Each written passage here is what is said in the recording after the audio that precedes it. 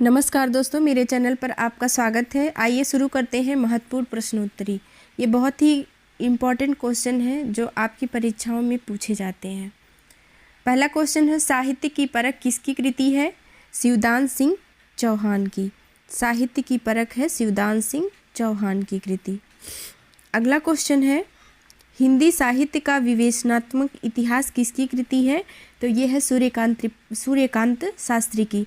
अगला क्वेश्चन है, हिंदी साहित्य विमर्श किसकी कृति है? तो हिंदी साहित्य विमर्श जो है पद्मलाल पुन्नालाल बख्शी की है। हिंदी कहानियों की शिल्प विधि का विकास के लेखक हैं?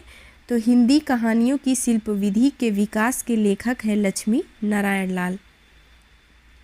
अगला क्वेश्चन है, हिंदी भाषा और उसके साहित्य का इतिहास किसकी कृति है? हिंदी भाषा और उसके साहित्य का इतिहास अयोध्या सिंह उपाध्याय हरिऔध की कृति है। अगला क्वेश्चन है, भारतीय साहित्य की सांस्कृतिक रेखाएं किसकी कृति हैं? तो ये है परशुराम चतुर्वेदी की। अगला क्वेश्चन है, भारतेंदु की कविता किसकी कृति है? भारतेंदु की कविता ये है बच्चन सिंह की। अगला क्वेश्चन है, भारतीय साहित्य शास्त्र जो कि 2 भाग में लिखा गया है किसकी कृति है? तो ये है बलदेव उपाध्याय की।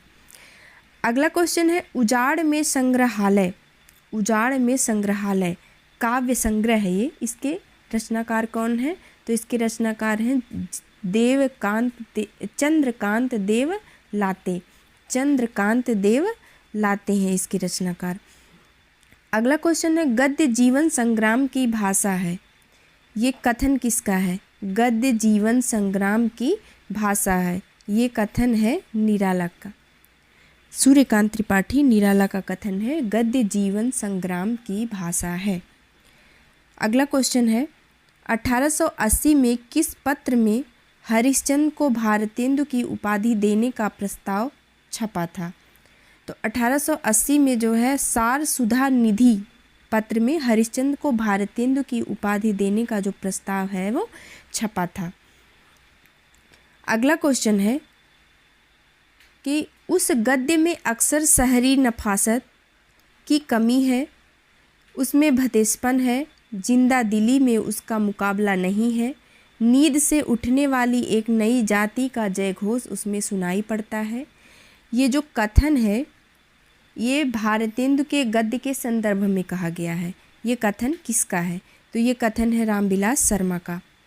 अगला क्वेश्चन है, शब्द लिखने के लिए ही कागज बना है और गंगा तट, ये दोनों क्या है? काव्य संग्रह है। शब्द लिखने के लिए ही कागज बना है और गंगा तट, ये इसके रचनाकार कौन है? ये दोनों काव्य संग्रह के, तो इसके रचनाकार हैं ज्ञानेंद्र पति।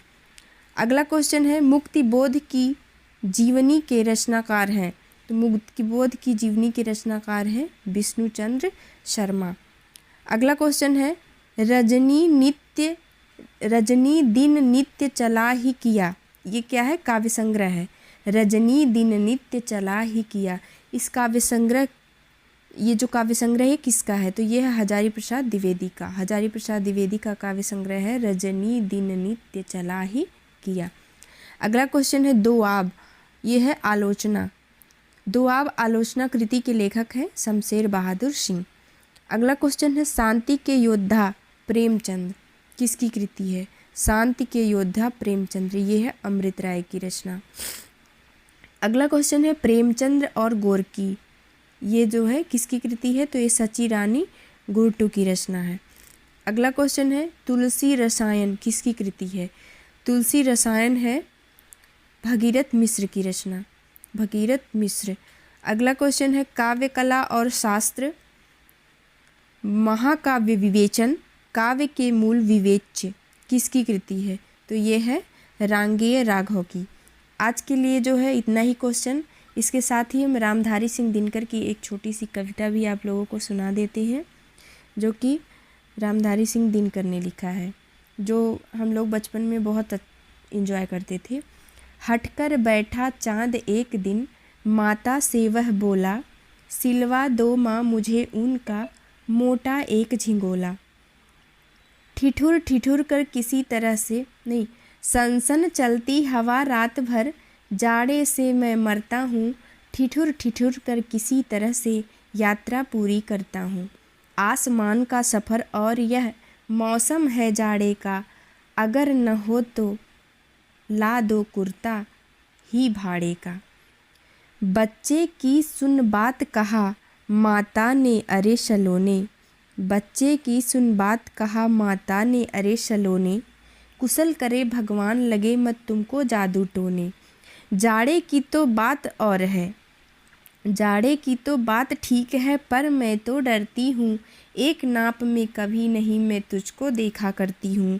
कभी 1 अंगुल भर चौड़ा, कभी 1 फुट मोटा, और बड़ा किसी दिन हो जाता है और किसी दिन छोटा। घटता बढ़ता रोज़ किसी दिन ऐसा भी करता है, नहीं किसी की आँखों को तू दिखलाई पड़ता है। अब तू ही ये बता, नाप तेरी किस रोज़ लिवाएं, सीधे एक झिगोला जो हर रोज़ बदन में आए। तो ये रामधारी सिंह दिनकर की कविता है। इसके साथ ही आज की वीडियो ही समाप्त करते हैं। मिलते हैं अगली वीडियो में, तब तक के लिए नमस्कार, जय हिंद, वंदे मातरम।